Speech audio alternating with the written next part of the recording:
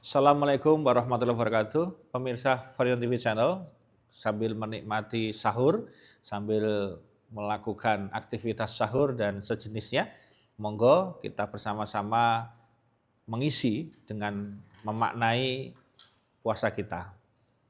Sesungguhnya Allah memberikan musibah itu adalah cara Allah agar kita ingat kepadanya. Jadi tidak lain tidak bukan, musibah itu hadir adalah untuk diri kita yang Allah kirimkan lewat musibah itu agar kita kembali kepada Allah. Jadi tidak ada sebuah musibah itu yang datang secara otomatis tanpa kendali Allah, enggak. Tidak ada sebuah musibah itu yang mengenai seseorang tanpa izin dari Allah, tidak. Pasti ada izinnya. Oleh karena itu, bagi kita yang kemudian terkena musibah, sedang diterima musibah, berarti sedang difokusin sama Allah. Allah sedang fokus sama panjenengan. Coba saja nggak percaya. Orang kena musibah itu, alhamdulillah, insya Allah bibirnya mudah wirid, mudah mengucapkan kalimat-kalimat thayyibah, mudah ringan untuk beajak berdoa. Bahkan ingatnya ya Allah, ya Allah, ya Allah, ya Allah terus dalam dirinya. Oleh karena itu sesungguhnya ketika kita menjadi orang yang sedang diterima musibah, itu adalah peluang besar agar kita semakin dekat sama Allah, semakin ingat sama Allah. Itu yang harus dilakukan.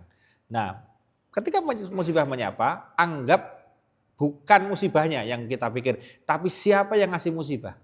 Siapa? Allah yang ngasih musibah. Kalau Allah yang maha sayang, maha rahman, maha rahim kepada hambanya memberi musibah, berarti Allah itu telah menyiapkan paket jalan keluar, telah menyiapkan paket kebahagiaan itu.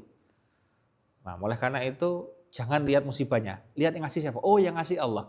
Berarti Allah kalau ngasih sesuatu itu berarti ada sesuatu yang mau disampaikan sama Allah.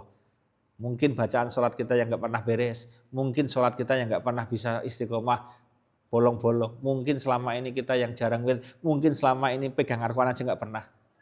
Nah, oleh karena itu Allah kasih musibah. Untuk apa? Agar kita dekat. Maka saat kita kena musibah, ingatnya bukan musibahnya, Allahnya. Sedihnya bukan karena musibahnya, tapi sedihnya karena kita selama ini melupakan Allah.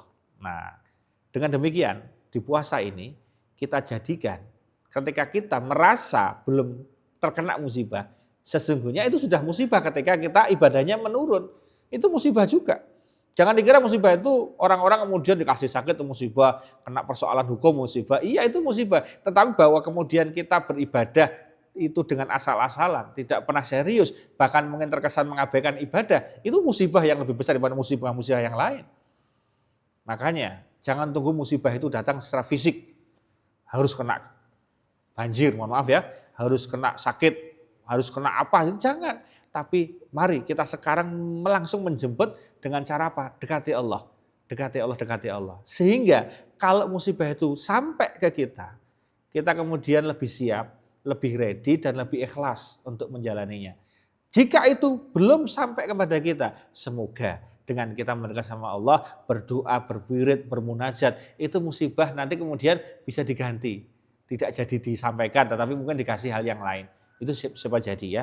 Jadi oleh karena itu bagi yang terkena musibah nggak usah kemudian merasa kecil hati. Semua orang pasti kena musibah. Semua orang pasti ada ujiannya. Hanya kita tidak tahu karena orang itu mungkin nggak cerita. Ceritanya langsung sama Allah. Gitu loh. Nah jadi orang yang keren itu ketika dia dihampiri musibah ceritanya sama Allah.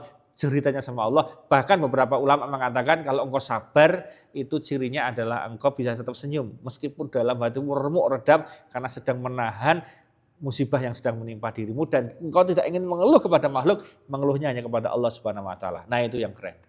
Nah, oleh karena itu para pemirsa Varian TV yang sedang menikmati sahur, mari kita ketika sahur itu ingat ada saudara-saudara kita mungkin yang nggak bisa sahur karena mungkin sedang terkena banjir kemarin, kemudian mungkin sedang di pengungsian, sahurnya terbatas, nggak pasti jenengan seperti jenengan yang mungkin pilihan menunya banyak, yang bisa makan dengan enak, mungkin mereka terbatas. Maka oleh karena itu, mari bersyukurlah atas sahur yang Anda nikmati hari ini, karena itu akan menjadi sebuah hal yang istimewa. Dan jangan lupa ketika sahur itu orang-orang doa pas sahur mustajab. Bahkan mohon ampun pas sahur itu juga akan diterima sama Allah. Jadi mari tetap santap sahur, Begitu sudah selesai, ada waktu sedikit sebelum mungkin habis minum, sambil nunggu minum selanjutnya karena mungkin mau double minumnya, ya bisa wirid dulu, bisa minta ampun sama Allah, istighfar, karena pas sahur itu waktunya mustajab untuk doa dan juga memohon ampun sama Allah Subhanahu wa taala.